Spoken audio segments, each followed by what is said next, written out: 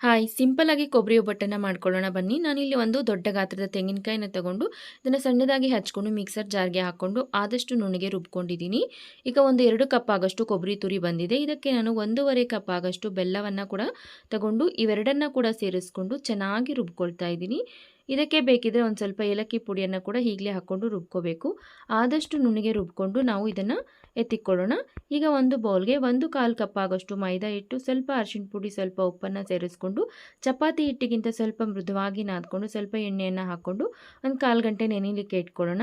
ನಾವು ರುಬ್ಕೊಂಡಿರುವಂತಹ ಮಿಶ್ರಣವನ್ನು ಒಂದು ಬಾಣಲೆಗೆ ಸೇರಿಸ್ಕೊಂಡು ಒಂದು ಸ್ವಲ್ಪ ತುಪ್ಪನ ಸೇರಿಸ್ಕೊಂಡು ಮೀಡಿಯಂ ಫ್ಲೇಮಲ್ಲಿ ಒಂದು 10 ನಿಮಿಷ ಫ್ರೈ ಮಾಡಿಕೊಂಡ್ರೆ ಉಂಡೆಗೆ ಬರುತ್ತೆ.